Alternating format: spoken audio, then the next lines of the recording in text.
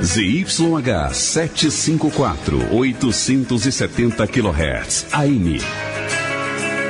Rádio Universitária, Goiânia. Emissora da UFG.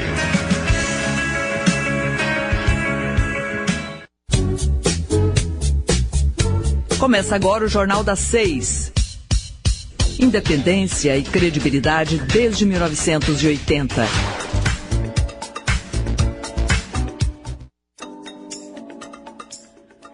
Olá, boa noite. Hoje é dia 21 de março e está começando na Rádio Universitária da UFG o Jornal das 6.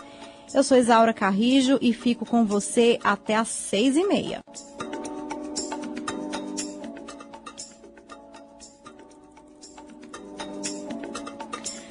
E o Procon Goiás divulgou nesta quarta-feira uma pesquisa de preços de ovos de Páscoa.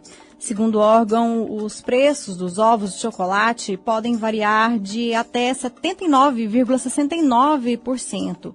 Olhem aí a importância da pesquisa, hein? Esse levantamento foi realizado em 12 estabelecimentos de Goiânia, onde foram consultados 57 produtos, sendo ovos de chocolate e caixas de bombom. Essa coleta de preços aconteceu entre os dias 15 e 21 de março. No caso, por exemplo, do ovo de chocolate da marca Oreo, de 305 gramas, o menor preço encontrado foi de R$ 38,90 e o maior preço de R$ 69,90. Esse levantamento completo será divulgado pelo Procon amanhã, quinta-feira. Mas para quem circulou pelos supermercados nos últimos dias, percebeu que os preços dos ovos estão bem altos.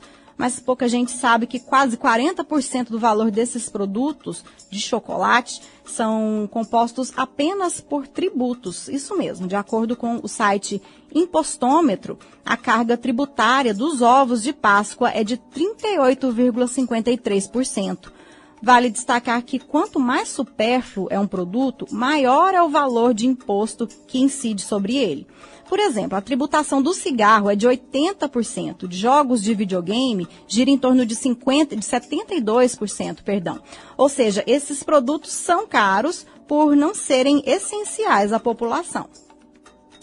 E outro produto que também é procurado nesse período de Páscoa, especialmente pelos católicos, é o bacalhau. Esse peixe, se for nacional, tem 34,48% de impostos. Se é importado, pode representar, ao final, um valor de quase 45% sobre o valor total do produto. Ou seja, 45% do preço do bacalhau importado a gente paga de imposto.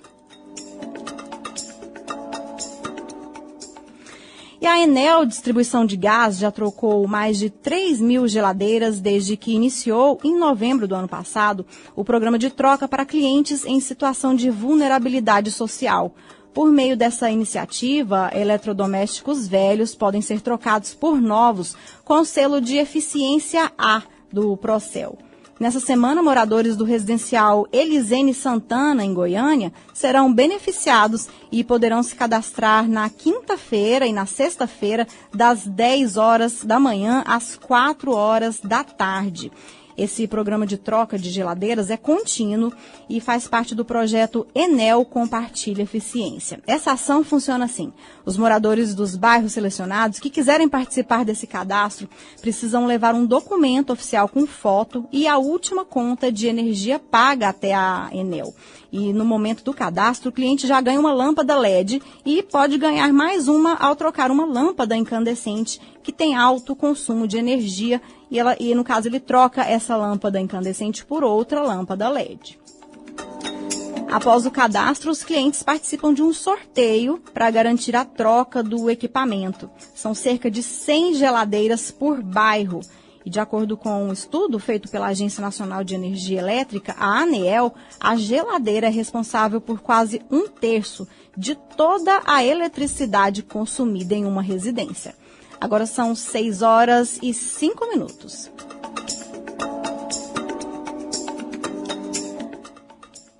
E um juiz negou medida protetiva a mulheres e isso tem causado muita polêmica aqui no estado. Ele chegou a falar que mulheres devem se dar ao respeito, inclusive revidar, bater com força. Quem traz os detalhes sobre esse assunto é o nosso repórter estagiário Lucas Polinário. Vamos ouvir. Na sentença, o juiz insinua que a vítima não se respeita, não se valoriza e sugere que ela use o direito de legítima defesa para se livrar do agressor. Melhor que qualquer medidazinha de proteção, diz ele na decisão. A delegada da DEAN, Ana Elisa Gomes, discorda completamente dessa posição. Ele fez questão de desqualificar a postura da mulher que pede socorro, né, que procura a delegacia em busca de ajuda e de auxílio. Esse movimento de desqualificar a posição da vítima, de desqualificar aquela mulher que procura socorro, que procura ajuda, que está em desespero, só desestimula, né, e com certeza contribui para esses altos índices de violência doméstica. Por telefone e ainda com medo, a mulher diz que ainda continua sendo ameaçada. Eu fico com medo, né? Quando ele chama aqui, minhas meninas já correm, já me abraçam. Mamãe, não vai lá fora não, mamãe. Eu estou toda a proteção de Deus. Porque não tem mais ninguém para defender a gente ali, entendeu?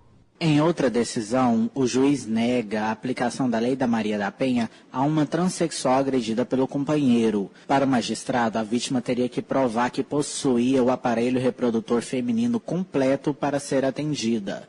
O juiz Joseli Luiz Silva é conhecido no meio jurídico de Goiás pelas sentenças extravagantes. A OAB regional já abriu processo contra ele na Corregedoria Estadual e no Conselho Nacional de Justiça e vai fazer nova queixa pelas duas decisões mais recentes. A assessoria do juiz não retornou nossas ligações até a veiculação dessa reportagem para o Jornal das 6. Para a Rádio Universitária em Goiânia, Lucas Polinário.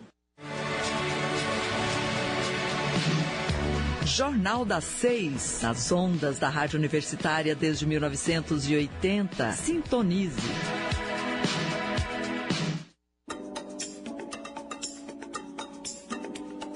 Voltamos a apresentar o Jornal das 6.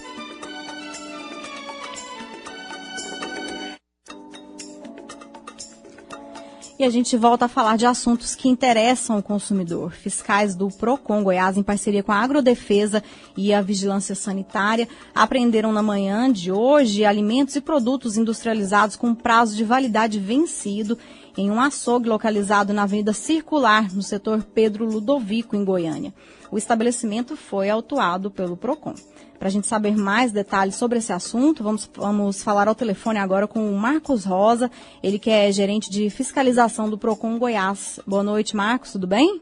Boa noite, Isaura. Boa noite a todos os ouvintes do Jornal das 6. Graças a Deus, tudo bem? Que bom, Marcos. Então, qual que era a situação desses produtos apreendidos aí nesse açougue? Isaura, durante a operação de fiscalização, os fiscais constataram diversas irregularidades. E a principal que nós observamos era a comercialização de produtos vencidos, ou seja, produtos impróprios para o uso e consumo.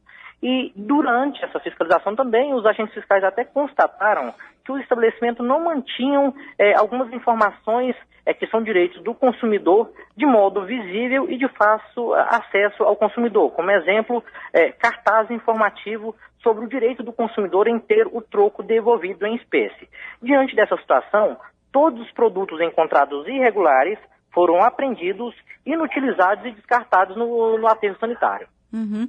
E essa ação é desdobramento da Operação Carne Clandestina, né? Que foi realizada entre os dias 5 e 9 de março aqui em Goiânia, resultou na apreensão de 10 toneladas de produtos impróprios para o consumo, 4 açougues foram interditados, né? Essa ação aí continua nos próximos dias ou foi específica em relação a esse açougue apenas? Exatamente, essa ação ela continua, tanto é que desde o ano de 2015, o Procon Goiás, em conjunto com a Agrodefesa, Vigilância Sanitária e Ministério Público, tem executado essa ação em todo o estado de Goiás. Nesta ocasião, essa fiscalização inicial, ou seja, a primeira do ano de 2018, foi executada no município de Goiânia. E até então ela tinha sido executada apenas nos municípios da região metropolitana e também do interior do estado de Goiás. Entretanto, nós ressaltamos a importância que tem dessa fiscalização, Muitas das vezes o consumidor, ao adquirir produtos, principalmente produtos alimentícios, não se atenta ao observar a data de validade dos produtos, a forma de acondicionamento daqueles produtos, se o produto tem origem ou não e principalmente em algumas situações, se o produto ele está com aparência boa, ou seja, se a aparência do produto já denota que aquele produto está próprio para o consumo. Então, essa operação ela foi executada na data de hoje, com um desdobramento da operação que já foi executada no início de março de 2018, e essa operação ela continua. Tanto que no mês que vem nós já temos operações agendadas para serem executadas no interior do estado. Agora, uma dica para o consumidor aí que muitas vezes se depara numa situação dessa, vai a um açougue, a um supermercado e percebe esse tipo, né, de condição. A quem deve ser feita essa denúncia? Ao PROCON ou à vigilância sanitária? Porque é uma questão de saúde, né? Com certeza. Essa denúncia ela pode ser reportada tanto para o PROCON Goiás como para a vigilância sanitária, visto que ambos os órgãos têm autonomia para executar esse tipo de fiscalização. E o consumidor, nós até temos observado, Isaura, que o consumidor, a cada dia que passa, ele está mais consciente de quais são os seus direitos e deveres, principalmente pela qualidade das denúncias que têm sido reportadas ao PROCON Goiás. Ou seja, a maioria das denúncias que são registradas no órgão, nós temos observado que elas têm fundamento. Até mesmo pelo fato que quando os fiscais se deslocam até o estabelecimento, constata a veracidade daquela denúncia que foi reportada ao PROCON. Uhum. Então nós consideramos que o trabalho que tem sido executado pelo órgão de fiscalização, ele tem sido exitoso, ou seja, ele está sendo positivo, o consumidor ele está sendo conscientizado a cada momento e principalmente também o próprio fornecedor ele também está sendo conscientizado através dessas operações. Sim, e você falou também que teve um problema em relação à informação, disponibilização de informação dentro do açougue, né? E esse é um direito do consumidor, né? Saber o que está consumindo, saber a procedência. Em relação à questão de informação, dessa notificação, o que vocês constataram? Nós observamos que o estabelecimento não mantinha em local visível e de fácil acesso uma placa ou cartaz contendo informações ao consumidor de que o consumidor tem o direito de ter o troco devolvido em espécie. Até mesmo pelo fato que até pouco tempo atrás era comum recebermos denúncias de consumidores que, ao adquirir produtos, recebia como troco balas, chocolates, chicletes, sem ter a autorização do consumidor. E essa prática é uma prática infrativa, visto que o fornecedor até pode oferecer, caso não tenha moedas de pequeno valor, caso ele não tenha essas moedas, ele pode oferecer como troco balas ou qualquer outro produto, mas o consumidor não é obrigado a aceitar. Caso o fornecedor oferte esses produtos como troco e o consumidor recuse, o fornecedor é obrigado a devolver o troco em espécie e caso não tenha moeda de pequeno valor, o valor do produto que o consumidor está pagando sempre deverá ser arredondado para menos. Além disso, nós também ressaltamos uma importância do consumidor de verificar o preço dos produtos. Até mesmo pelo fato que em algumas fiscalizações que o PROCON tem executado, nós temos observado divergências de preços. Ou seja, aqueles preços dos produtos que estão expostos nas gôndolas não são os mesmos preços que são cobrados na boca do caixa. E nessa situação, caso o consumidor verifique uma divergência de preços, ou seja, preços diferentes entre a gôndola e o que está sendo cobrado no caixa, o consumidor sempre terá o direito de pagar o menor valor. Tá certo, nós conversamos com o Marcos Rosa, ele é gerente de fiscalização do PROCON Goiás, está sempre participando com a gente aqui na Rádio Universitária. Marcos, muito obrigada pela sua participação, boa noite para você e até a próxima. Nós é que agradecemos, Isaura, por mais essa oportunidade de participar do Jornal das 6 e nos colocamos à disposição e ressaltamos ao consumidor que, caso constate qualquer indício de irregularidade, que reporte ao PROCON Goiás, para que nós possamos tomar as medidas cabíveis. Tá certo, obrigada. Agora são 6h14. Nós vamos fazer um pequeno intervalo e voltamos já. Jornal das 6, nas ondas da Rádio Universitária desde 1980. Sintonize.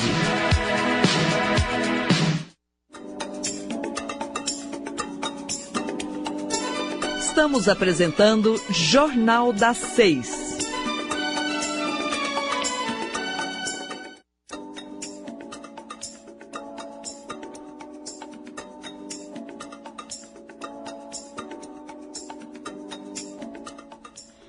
E hoje é Dia Internacional contra a Discriminação Racial. Essa data reforça a luta contra o preconceito racial, que infelizmente ainda está presente em todo o mundo. A luta contra a discriminação racial só começou a se intensificar no Brasil após a Constituição Federal de 88, que incluía o crime de racismo como inafiançável e imprescritível. A eliminação de qualquer tipo de discriminação é um dos pontos centrais da Declaração Universal das Nações Unidas, que em seu artigo 1º define discriminação racial como qualquer distinção, exclusão, restrição ou preferência baseada na raça, cor, ascendência, origem étnica ou nacional, com a finalidade ou efeito de impedir ou dificultar o reconhecimento e exercício dos direitos humanos e liberdades fundamentais.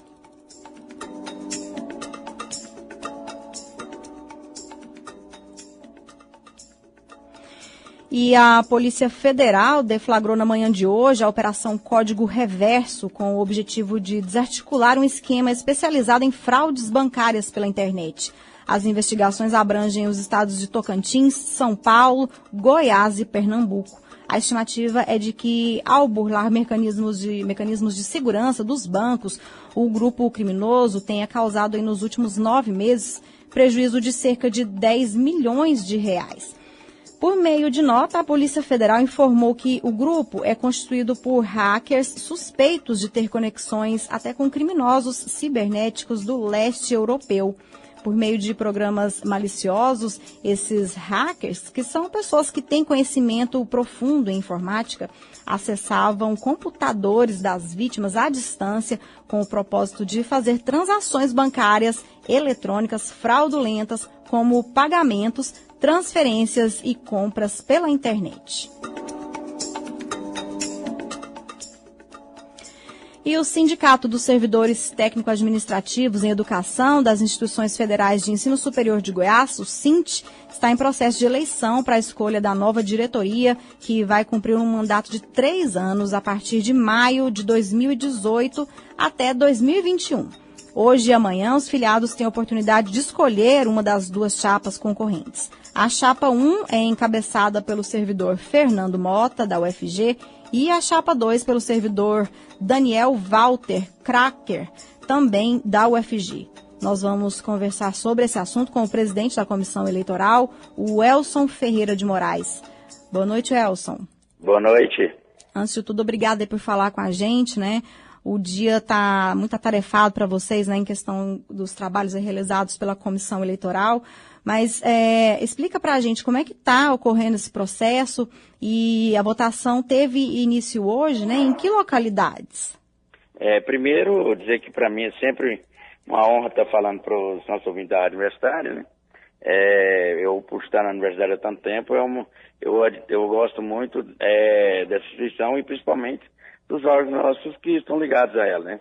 E a Rádio Universitária não é diferente. Uhum. Bom, o processo da eleição, para nós da Comissão Eleitoral, ele começa bem antes, nesse preparativo todo, para que no dia da votação ele esteja na melhor forma possível. O processo, ele está se dando de votação em 2 dias. No dia de hoje, no interior, né? Inclusive já foram encerradas as votações às 17 horas. As urnas agora já estão todas se organizando para vir para Goiânia, para apuração amanhã. E amanhã acontecerão as eleições aqui na capital, né? Uhum. Na Universidade Federal de Goiás, nos dois campos, que é o Lemar Natal Silva e o Campo Samambaia, e no Instituto Federal Goiás e Instituto Federal Goiano, né? Então nós temos eleições também, além da Universidade Federal, nos institutos, que hoje faz parte da base do sindicato. Até o momento está correndo tudo tranquilo, nós não tivemos nenhuma informação assim, de algum problema mais sério. São probleminhas corriqueiros, mas que até agora está indo bem. Uhum. Esperamos que amanhã também aconteça do mesmo jeito. Agora, quantas pessoas estão envolvidas nesse processo e como é que acontece essa lógica da eleição? Essa logística da eleição? Como eu falei até na questão dos institutos também, porque como a base eleitoral do sindicato ela ampliou, Sim. Ela não é mais só na Universidade Federal, então envolve um número maior de pessoas, né?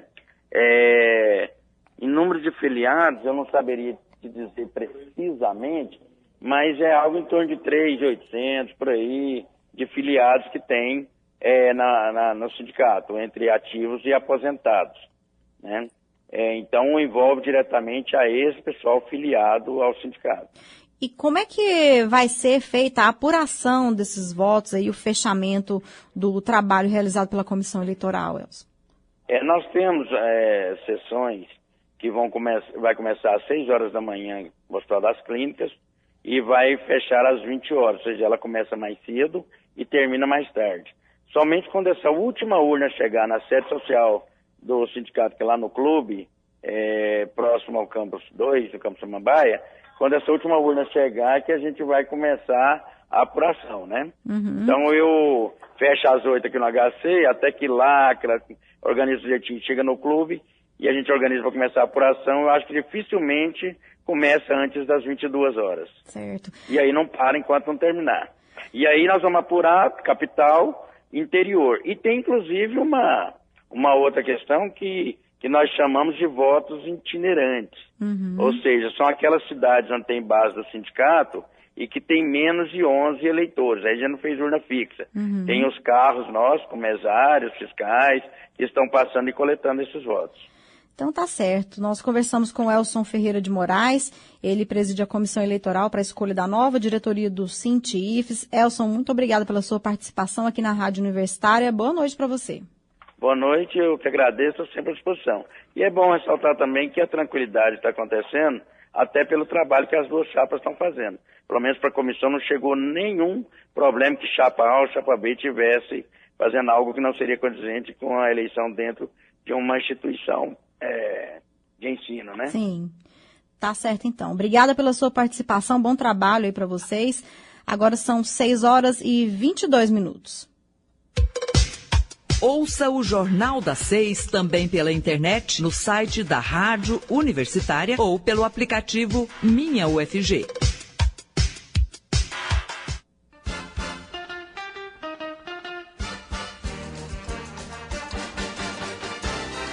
O melhor da música popular do Brasil. Brasileiríssimas. Os grandes compositores, intérpretes e grupos que criam a identidade da música brasileira. Ritmos, canções e vozes que marcam a vida do Brasil.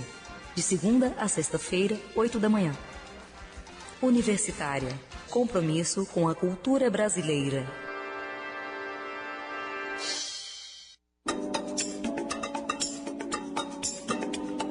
Voltamos a apresentar o Jornal das 6.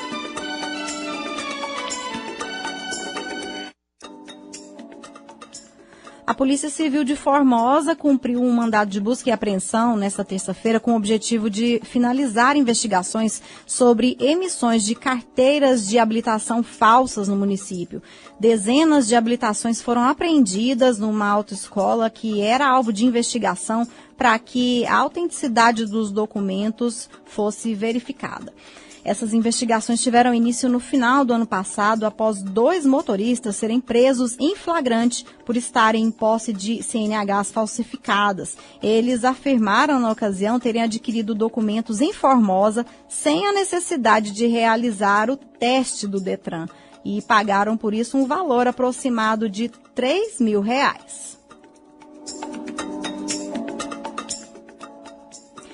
E a partir desse ano, os candidatos que participarão do Enem terão meia hora a mais para realizar a prova de Exatas e Ciências da Natureza.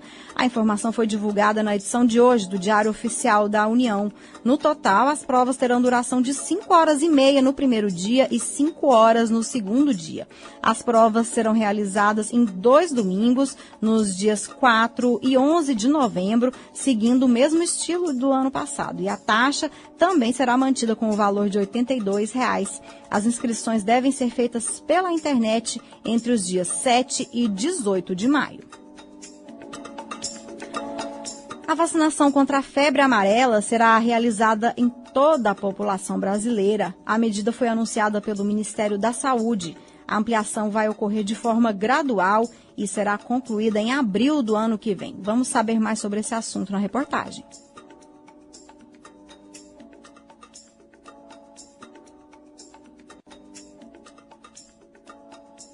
A vacinação contra a febre amarela será realizada em toda a população brasileira. A medida foi anunciada pelo Ministério da Saúde nesta terça-feira e a recomendação é de que a vacina seja aplicada em todo o território nacional, iniciando neste ano e concluindo em abril de 2019. Essa é uma ação preventiva que tem como objetivo antecipar a proteção da população para a doença em caso de uma futura circulação do vírus, como explica o ministro da Saúde, Ricardo Barros. Nós vamos alcançar os máximos índices de cobertura. Quanto mais pessoas vacinadas, menos risco de circulação do vírus. A estratégia de vacinação em todo o país será feita por etapas, conforme cronograma do Ministério da Saúde para a produção e distribuição da vacina. Os estados de São Paulo, Rio de Janeiro e Bahia continuarão vacinando a população com a dose fracionada, seguindo a campanha de fracionamento da vacina de febre amarela deste ano. Nos demais estados, será aplicada a dose integral da vacina. Reportagem Janari Damascena.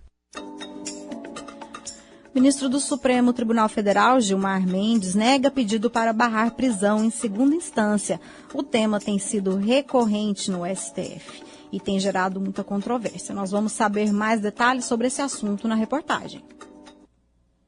O julgamento do recurso da defesa do ex-presidente Luiz Inácio Lula da Silva vai acontecer na próxima segunda-feira, dia 26 de março. A data foi divulgada nesta quarta pelo TRF4. Os advogados questionam a decisão que elevou a pena de Lula para 12 anos e 1 mês de prisão. O político foi condenado por corrupção passiva e lavagem de dinheiro no caso do triplex do Guarujá. Segundo o entendimento do STF, debatido em 2016, depois de esgotados os recursos em segunda instância, o ex-presidente pode ser preso. Mas a questão deve ser retomada pelo Supremo ainda nesta quarta-feira. Agência Rádio Web de Porto Alegre, Mariana de Freitas. Nós ouvimos uma reportagem sobre o julgamento do recurso do ex-presidente Lula, que acontece amanhã no Tribunal Regional Federal da 4ª Região. E agora sim, nós vamos ouvir essa sonora que eu anunciei há pouco sobre o pedido, né, do ministro Gilmar Mendes para barrar a prisão em segunda instância, um tema que tem sido muito debatido no STF. Vamos ouvir. O ministro do Supremo, Gilmar Mendes, negou nesta segunda-feira um habeas corpus coletivo contra a prisão em segunda instância. O processo chegou à corte através de 10 advogados do Ceará que tentavam impedir a prisão de condenados em segunda instância. No entanto, o ministro Gilmar Mendes afirmou que a pretensão seria genérica e que não poderia ser colocada em prática porque cada caso teria de ser analisado individualmente. A possibilidade de prisão em segunda instância tem sido um tema recorrente no Supremo Tribunal Federal. Nesta terça-feira, o decano da Corte, ministro Celso de Mello, convocou uma reunião administrativa com a presidente do Supremo, ministra Carmen Lúcia, para justamente tratar do impasse em torno da prisão após condenação em segunda instância.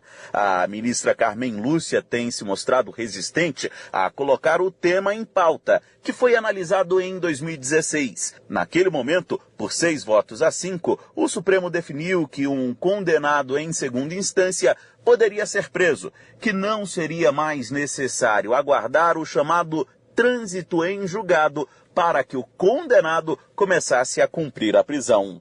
O tema interessa ao ex-presidente Luiz Inácio Lula da Silva, condenado pela segunda instância da Justiça Federal em janeiro por corrupção e lavagem de dinheiro no caso Triplex de Guarujá. A reunião será a portas fechadas. Agência Rádio Web de Brasília, Yuri Hudson. Celebrado hoje em todo o mundo o Dia Mundial da Síndrome de Down. Nessa edição, foca na contribuição desse grupo de pessoas nas escolas, no trabalho e nas comunidades. As Nações Unidas celebram a data desde o ano de 2012. Neste ano, o objetivo é estimular os portadores da síndrome de Down a compartilhar as maneiras com que participam da vida em sociedade, na escola, na família e até no mercado de trabalho. A ONU calcula que entre 3.000 a 5.000 crianças nasçam todo ano com síndrome de Down, sendo que a incidência de de um bebê ter a síndrome de Down, a chance é de 1 a cada 1.000 nascimentos. A qualidade de vida das pessoas com Down pode melhorar com assistência de saúde, que inclui exames regulares para monitorar a saúde física e mental, terapia ocupacional da fala, aconselhamento e também muito carinho e amor, né, da família e da sociedade. Com essa informação, a gente encerra o Jornal das 6 desta quarta-feira, dia 21 de março de 2018. A produção do Departamento de Jornalismo da Rádio Universitária com o apoio de estagiários. Agradecemos também os trabalhos técnicos de Sandro Alves. A todos uma boa noite, obrigada pela audiência e até amanhã. O Jornal das 6 fica por aqui. Nós temos um encontro marcado de segunda a sexta, a partir das 6 horas da noite. Muito obrigada pela audiência.